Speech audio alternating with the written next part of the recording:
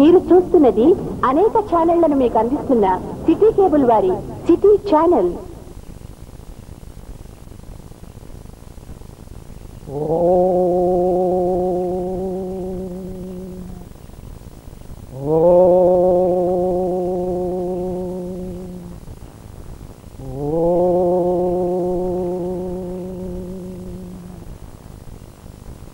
శుక్లాం భరధరం విష్ణు శశివర్ణం చతుర్భుజం ప్రసన్నవదనం ధ్యాయేత్ సర్వవిఘ్నోపశాంతయే. ఓం గం గణపతే నమః. ఓం గం గణపతే నమః. ఓం గం గణపతే నమః. ఓం గం గణపతే నమః. ఓం గం గణపతే నమః. ఓం గం గణపతే నమః. ఓం గం గణపతే నమః. ఓం గం గణపతే నమః. హరి ఓం తత్సత్. శాంతాకారం భుజగశయనం పద్మనాభం సురేశం విశ్వాకారం గగన సదృశం మేఘవర్ణం శుభాంగం లక్ష్మీకాంతం కమలనయనం యోగి హృద్యానగమ్యం వందే విష్ణుం భవభయహరం సర్వలోకైకనాథం. హరి ఓం తత్సత్. ఓం శ్రీం దుర్గే స్మృతా హరసి భీతిమశేషజంతో స్వస్థై స్మృత మతిమతీవ శుభాం దదాతి. హరి ఓం తత్సత్. ఇది ఆత్మస్వరూపులందరికీ నమస్కరించి చెప్పడమేమనగా, మనము పోయిన వారము 358వ నామమైన సమయజ్ఞ అని విష్ణువును ప్రార్థిస్తున్నాము. ఆ విష్ణువుకు సమయజ్ఞ ఎలా సార్థకమైందో మనము విశదంగా తెలుసుకున్నాము. ఆ తర్వాత నామము 359వ నామము హవిర్ హరి. హవిర్ హరి ఆ పరమాత్మయే హవిస్సు. హవిస్సు హరి అని పక్కనే ఉంది. హవిర్ హరి. ఆ హవిస్సుగా హరి అంటే అందుకునేవాడుగా భావించాలి. హవిస్సును అందుకునేవాడు ఆ పరమాత్మ. మనము యజ్ఞములో స్వాహ అనే పదార్థములను ఏవైతే వేస్తున్నామో వాటిని అన్నింటినీ ఆ విష్ణు పరమాత్మే అందుకుంటున్నాడుగా భావించాలి. ఆ పదార్థములు విష్ణు తత్వమే, విష్ణువే. ఆ తీసుకొని వాడు కూడా విష్ణువే. అంటే యజ్ఞము అంటే యజ్ఞ కర్మ, యజ్ఞ ఫలమునిచ్చేవాడు కూడా ఆ పరమాత్మయే. ఆ కార్యము కూడా, యజ్ఞము కూడా ఆ విష్ణువే అని గమనించవలసి ఉంటుంది. ఆయనే అంత, సర్వము ఆయనే. అన్నింట్లో కూడా, అన్ని ప్రాణుల్లో కూడా ఆయనే ఉన్నట్టుగా మనం తెలుసుకున్నాము. ఎప్పుడైతే నీకు ఆ విష్ణువే సర్వత్రా సర్వదా అన్ని కాలముల యందు కనబడుతున్నాడో, యజ్ఞము ఆయనే, యజ్ఞ కర్మ ఆయనే, యజ్ఞ ఫలప్రదాత కూడా ఆయనే, అంతా ఆయనే. ఒక చోట ఒక ఆశ్రమంలో ఓ గురువు గారి దగ్గర 12 సంవత్సరములు జ్ఞానబోధన విని ఆయనకు శుశ్రూష చేసి జ్ఞానమును సంపాదించినాననుకుని ఆ గురువు దగ్గరికి వెళ్ళి, స్వామి అని కృతజ్ఞతతో చెబుతూ, స్వామి మీరు 12 సంవత్సరాలు నాకు జ్ఞానబోధన ఇస్తున్నారు, ఇంకా నాకు జ్ఞానబోధ తెలిసింది, జ్ఞానమంతా అర్థమైందని అనుకుంటున్నాను. కాబట్టి మీరు ఆజ్ఞ ఇస్తే నేను వెళ్ళిపోగలను అన్నప్పుడు ఆ గురువు ఏమంటారంటే, నాయన ఇంకా నీకు పూర్తిగా జ్ఞానము ప్రాప్తించలేదు, ఒక 12 నెలలు ఇంకా నీవు ఇక్కడే ఉండి ఇంకా జ్ఞానం సంపాదించుకో అని చెప్తారు.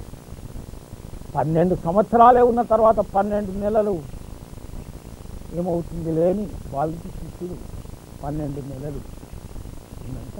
అంటే వచ్చే సంవత్సరం, ఒక సంవత్సరం అయిన తర్వాత తిరిగి ఆ గురువు దగ్గరికి వెళ్ళి, స్వామి నేను వెళ్ళి వచ్చేదను, మీరు ఆజ్ఞ ఇస్తే అంటే లేదు నాయన, ఇంకా నీకు పూర్తి జ్ఞానము ప్రాప్తం కాలేదు, కావున ఇంకా ఒక 9 నెలలు మాత్రము నీవు జ్ఞానము పొందవలసి ఉంది. అంటే ఆ 9 నెలలు కూడా ఉన్న తర్వాత తిరిగి వస్తాడు. వచ్చి స్వామి నాకు జ్ఞానము పూర్తిగా ప్రాప్తింపబడింది అనుకుంటాను, ఇంకా నాకు సెలవిచ్చిస్తారా అని అడిగితే గురువు అంటాడు, లేదు నాయన ఇంకొక 6 నెలలు మాత్రం ఉండంట. ఆ తర్వాత ఓపికతో ఆ 6 నెలలు ఆ శిష్యుడు ఆ ఆశ్రమంలోనే ఉండి 6 నెలల తర్వాత ఇంకా గురువుకి చెప్పకుండానే వెళ్ళిపోతుంది. ఏమి చెబితే మళ్ళీ ఇంకో 4 నెలలో 3 నెలలో అంటాడని అనుకుని మనం భావిస్తాం. కానీ అక్కడ ఆ శిష్యుడు ఏం చెప్తాడో విందాం. ఆ చెప్పకుండా వెళ్ళిపోతున్న శిష్యుడిని గురువు పిలిచి, ఏమి నాయన చెప్పకుండా వెళ్ళిపోతున్నావు అంటే, స్వామి మీరు చెప్పింది ఆ పరమాత్మే అంతా సర్వత్రా సదా ఆయనే ఉన్నాడని ఎప్పుడైతే మీరు చెప్పినారో, అందరిలో అన్ని వస్తువులలో అన్ని ప్రాణులలో అంతటా అన్ని కాలాలలో ఆ విష్ణుతత్వమే ఉంది అని ఎప్పుడైతే మీరు చెప్తున్నారో, అలాంటప్పుడు నాలోనూ మీలోనూ అంతటా విష్ణుతత్వమే ఉంది కాబట్టి నేను విష్ణుతత్వంగా విష్ణువుగా ఇంకెవరిని అడగాల్సింది బాధ్యత లేదు. నీలో ఉన్నది విష్ణుతత్వమే, నాలో ఉన్నది విష్ణుతత్వమే అని నేను వెళ్ళిపోతున్నాను స్వామి అంటే, అప్పుడు ఆ గురువు గారు ఏమంటారంటే సంతోషపడి, ఇప్పుడు తెలుసుకున్నావు నాయన, ఇంతవరకు నీకు భేద బుద్ధి ఉండేది, నాలో విష్ణుతత్వము అక్కడ విష్ణుతత్వము ఇది విష్ణుతత్వము ఇది ఇలా కాదు, అంతటా అన్ని చోట్ల అన్ని కాలాలలో విష్ణుతత్వమే ఉందని ఇప్పుడు తెలుసుకున్నావు, చాలా సంతోషము, వెళ్ళిపోతుంది. ఈ విధంగా ఆధ్యాత్మ రామాయణంలో రాముడు ఆంజనేయుని అడుగుతాడు. అడిగినప్పుడు ఇదే మాట చెప్తాడు. ఏమంటే చివరికి జ్ఞానమంతా ఆ ఆంజనేయుడు పొందిన తర్వాత నీకు నాకు భేదమేమి లేదు, నీకు నాకు భేదమని భావించినంత వరకు నేను నీకు దాసుని, నీవు నాకు యజమాని అని ఎప్పుడైతే మీరు నాకు జ్ఞానము బోధించినారో ఇప్పుడు మీరు నేను ఒక్కటే అని ఆధ్యాత్మ రామాయణంలో హనుమంతుడు రాసింది. ఈ విధంగా ఆ పరమాత్ముడే, ఆ విష్ణువే హవిష్ణుగా అంటే యజమానిగా ఆయనే, అంటే యజ్ఞము చేసేవాడుగా, యజమాని అంటే యజ్ఞము చేసేవాడుగా ఆయనే, యజ్ఞ కర్మ ఆయనే, హవిస్సు ఆయనే, ఆ యజ్ఞము చేసినందుకు ఇచ్చే ఫల ప్రదాత కూడా ఆ పరమాత్మే, ఆ విష్ణుతత్వమే, ఆ ఫలము కూడా విష్ణుతత్వమే. కాబట్టి అంతా విష్ణుమయమే అని తెలుసుకోవలను. అందుకే ఈ నామం ఏమని చెబుతుంది, హవిర్హరి అని. 360వ నామము సర్వలక్షణ లక్షణ్య, అన్ని ప్రమాణాలకు ప్రమాణమైనది విష్ణుతత్వం. అన్ని ప్రమాణాలకు ప్రమాణం అంటే అన్ని కొలతలకు ఈ విష్ణుతత్వమే ప్రమాణం. అన్నింటి ద్వారా సర్వ వేదాంగాల ద్వారా తెలుసుకోవలసిన గమ్యం ఏమిటంటే విష్ణుతత్వమే అని ఈ నామం చెబుతుంది. అంటే సమస్త జీవకోటి యొక్క చూపులలో ఉన్న శక్తి, అన్ని ఆ జీవకోటి యొక్క లక్షణాలతో కూడిన శక్తి ఏమై ఉన్నది, ఆ లక్ష్యమైన విష్ణుతత్వమే అని భావించవలసి ఉంటుంది. కాబట్టి సర్వ ప్రమాణములకు ప్రమాణంగా పంచభూత లక్షణాలతో ప్రతి జీవుడు కూడా ఆ పరమాత్మను ఏ విధంగా పొందాలనుకుంటున్నాడు, పంచభూతములతో ఆకాశము, వాయువు, తేజస్సు, జలము, పృథ్వీ, ఈ 5 తత్వములతోనే ఆ పరమాత్మను తెలుసుకోవాలనుకుంటున్నారు. ప్రతి మానవుడు కూడా, సమస్త జీవకోటి కూడా ఆ పరమాత్మను తెలుసుకునే బాధ్యతగా పంచభూతములని ఆరాధిస్తున్నాయి. కాబట్టి సర్వలక్షణములకు లక్షణ్యగా, సర్వ ప్రమాణములకు ప్రమాణంగా ఆ విష్ణుమూర్తి పిలువబడుతున్నాడు. ఇలా పిలువబడుతున్న ఆ విష్ణుమూర్తి మనము నిజమే పరమాత్మని, ఆ విష్ణుమూర్తి తత్వమును, ఆ విష్ణు తత్వము పొందవాలని అనుకుంటున్నామో ఆ కోరిక ఎక్కడి నుంచి కలుగుతున్నది అని ఆలోచించాల్సిన బాధ్యత మనపై ఉంది. మనలో విష్ణువును లేక పరమాత్ముని పొందవలను అన్న యొక్క కోరిక మన శక్తియే మనకు కలిగించుతున్నది. మన శక్తియే అంటే మనలో ఉన్న శక్తి, మనలో ఉన్న శక్తి ఏది? ఆ లక్ష్మీదేవి. ఆ లక్ష్మీదేవియే మనకు ఆ పరమాత్మను చూడవలనని కోరిక కలిగిస్తున్నది. ఆమె ఎక్కడ ఉంది? ఆయనలో ఉంది. విష్ణుమూర్తిలో ఆ లక్ష్మీమూర్తి ఉంది. అందుకే ఆయన లక్ష్మీవానుగా అనబడుతున్నాడు. 361 నామములో ఆయనలో ఆ లక్ష్మి ఉన్నది కాబట్టి ఆయన లక్ష్మీవాన్ అయినాడు. ఆ లక్ష్మియే ఆ పరమాత్మని చూడవలనని కోరిక మనలో కలిగిస్తున్నది. కాబట్టి మనము విష్ణు సహస్రనామము చదువుతున్నను లక్ష్మీదేవిని కూడా ఆరాధించాల్సిన బాధ్యత కంపల్సరీగా ఉన్నది. కంపల్సరీగా అంటే తప్పకుండా మనము విష్ణు సహస్రనామము చదివినా అమ్మవారిని, ఆ లక్ష్మీదేవిని కూడా ఆరాధించవలెనని మనము తెలుసుకొనవలను. ఆ విధంగా లక్ష్మీవాన్గా ఆ పరమాత్ముడు భక్తులకు, జ్ఞానులకు ఆ శక్తిని ప్రసాదించి ధనాన్ని కూడా ప్రసాదించినాడు. ఎవరికి? కుచేలుడికి. ఆ పరమాత్ముడు ఆ కుచేలుడు అడగకున్నను అతనికి కావలసిందేందో, అతనికి అవసరాలకు మించిన ధనాన్ని అతనికి ప్రసాదించినట్టు మనకు తెలుసు. తరువాత ఆ లక్ష్మీదేవిని ధన రూపంలో భక్త రామదాసుకు కూడా ఏ విధంగా ప్రసాదించినాడో మనకు భక్త రామదాస్ కథ. ఆ తానిషాకు ఆయనే డబ్బు చెల్లించి రామలక్ష్మణ రూపంగా వచ్చి ఆ డబ్బు చెల్లించి ఆ రసీదును ఆ కారాగృహంలో పడవేసిన కథంతా మనకు తెలుసు. ఈ విధంగా ఆ పరమాత్ముడు లక్ష్మీదేవిని తనతో ఉంచుకొని తనతో కూడా ఉండి ఆ లక్ష్మిని మనకు ప్రసాదించి భక్తులకు, జ్ఞానులకు ప్రసాదించి ఆ విష్ణువు లక్ష్మీవానుగా పిలువబడుతున్నాడు. ఈ విధంగా 361 నామములు మనం చెప్పుకున్నాము. 362వ నామము సమితింజయ. సమితిన్ అంటే యుద్ధము అని అర్థం. జయ అంటే మనకు తెలిసిందే జయము పొందడం. ప్రతి యుద్ధములోనూ ఆ పరమాత్ముడు మొమెంట్ టు మొమెంట్, ఇంగ్లీష్లో చెప్పుకుంటే క్షణక్షణము అడుగడుగున ఆ పరమాత్ముడే జయం పొందినాడు. ప్రతి యుద్ధములోనూ, ప్రతి సమావేశంలోనూ, ప్రతి సభలోనూ, ప్రతి వాదములోనూ అన్నింట్లో ఆ పరమాత్ముడే విజయం పొందినట్టు మనము చూడగలుగుతాము. కాబట్టి ఆయనను మనము సమితింజయ అన్నాము. ఎక్కడెక్కడ ఎప్పుడెప్పుడు ఆయన జయం పొందినాడు అంటే ప్రతి చోట ఆయన జయం పొందినాడు. ఆయన దుష్ట శిక్షణ చేస్తూ, శిష్ట రక్షణ చేస్తూ ఎక్కడ కూడా ఓడిపోయినట్టు మనకు కనబడదు. కాబట్టి ప్రతి సభలో విజయం పొందినాడు. ఎక్కడెక్కడ అంటే శ్రీకృష్ణ రాయబారంలో విజయం పొందింది శ్రీకృష్ణుడే. బలభద్రునితో, గోపికలతో, గోపాలులతో చర్చలలో కూడా ప్రతి చోట ఆయన చిన్న చిన్న ఆటలు ఆడిన చోటల్లా, గోపాలులతో, గోపికలతో ఆడిన స్థలములలో కూడా ఆ పరమాత్ముడే విజయం, కానీ ఇంకెవరిది కాదు.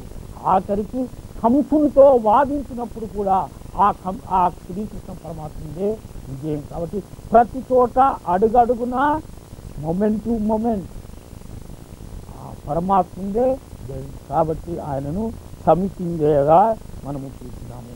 ఈ విధంగా మనము 39 శ్లోకములు చెప్పుకున్నాము. 40వ శ్లోకము ఈ విధంగా చెప్పబడుతుంది. విక్షరో రోహితో మార్గో హేతు దామోదర సహ మహీధరో మహాభాగో వేగవానమితాసన. 40 శ్లోకాలు, 39 శ్లోకాలు చెప్తున్నాము. ఇప్పుడు 40వ శ్లోకము ఈ విధంగా చెప్పబడింది. ఇందులో మొదటి నామము విక్షరో.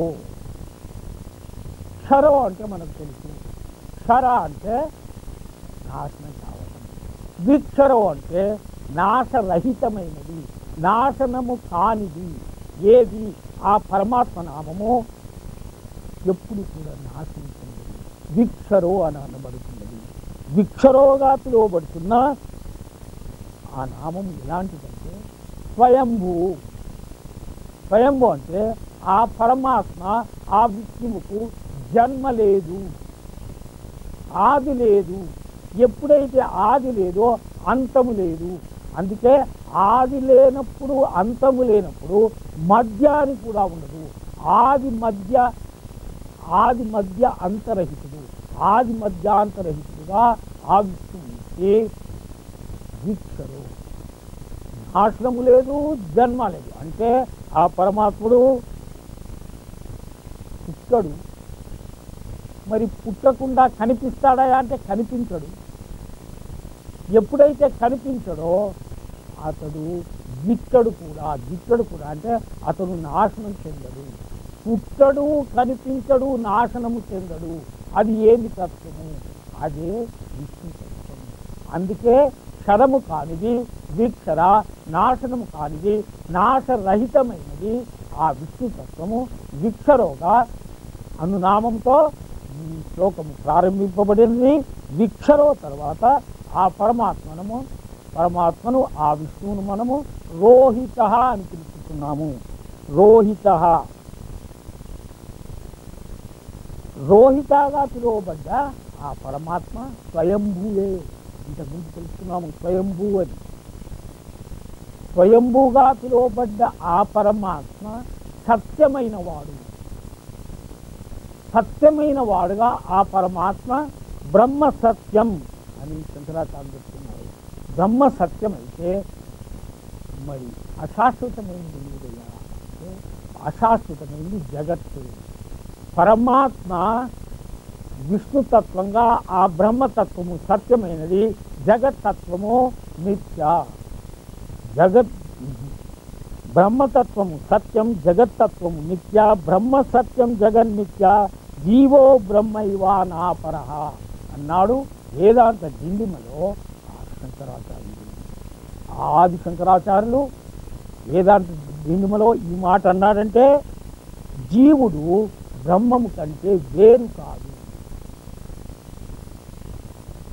మనం ఏమనుకుంటున్నాము? జీవాత్మ నశిస్తున్నాడని. జీవుడు బ్రహ్మము కంటే వేరు కాదు అన్నప్పుడు ఆ జీవాత్మ కూడా ఆ బ్రహ్మమే, ఆ పరమాత్మ తత్వమే అయినప్పుడు జీవాత్మ కూడా నాశనము లేదు అని వేదాంత దిండిమ చెబుతున్నది.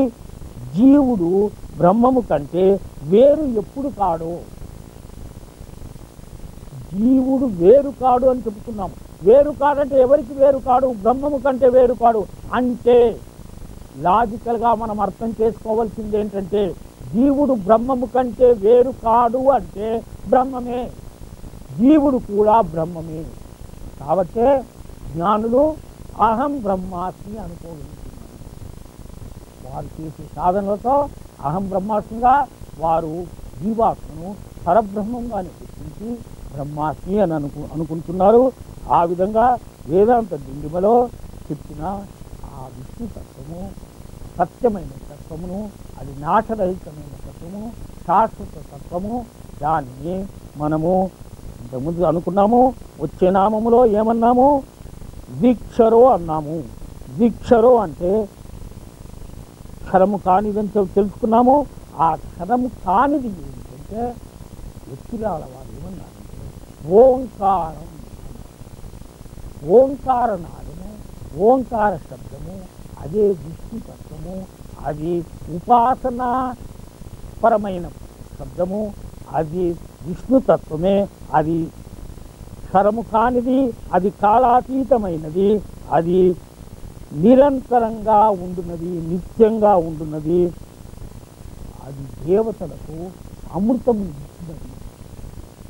దేవతలకు అమృతమును ఇచ్చినది అంటే ఏ విధంగా విక్షరుడుగా ఆ పరమాత్మ దేవతలకు అమృతాన్ని అందించినారంటే మనందరికీ తెలిసిన కథనే. ఒకసారి ఇక్కడ జ్ఞాపకం చేసుకోవలసి ఉంటుంది. దూర్వాస మహాముని ఎప్పుడైతే ఇంద్రునికి హారమును బహుకరిస్తాడో ఆ హారమును తీసుకొని ఇంద్రుడు ఐరావతికి వేసినప్పుడు దూర్వాసుడు అతన్ని శపిస్తాడు. ఆ శాపము పొందిన ఇంద్రుడు దేవతలతో మొరపెట్టుకొనగా అప్పుడు విష్ణుమూర్తి సముద్ర మదనం చేయమని చెప్పాడు.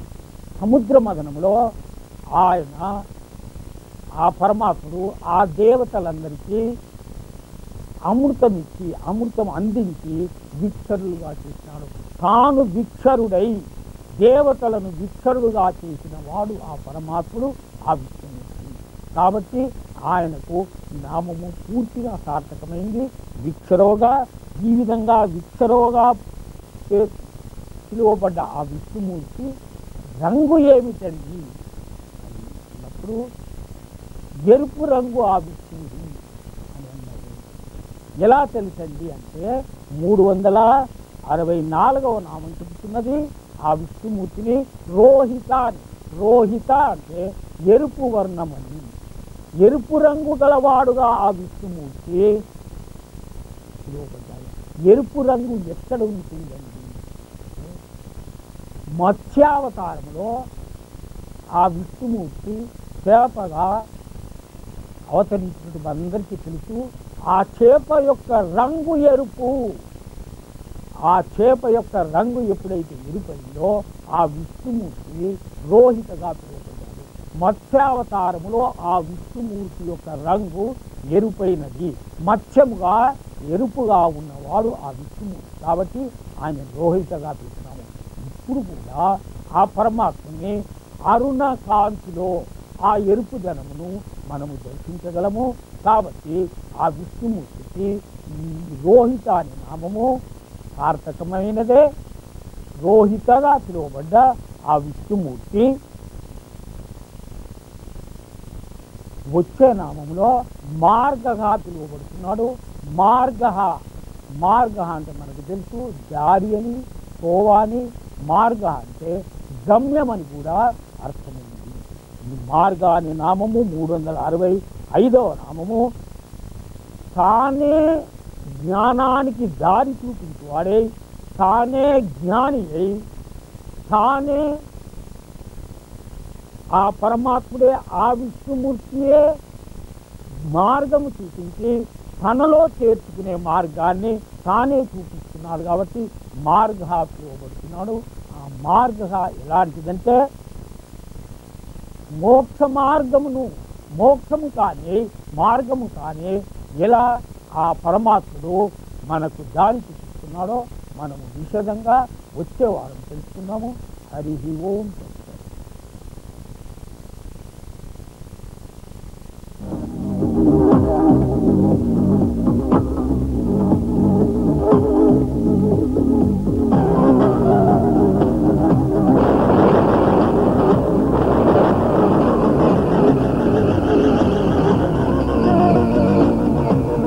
మీరు చూస్తున్నది అనేక ఛానళ్లను మీకు అందిస్తున్న సిటీ కేబుల్ వారి సిటీ ఛానల్.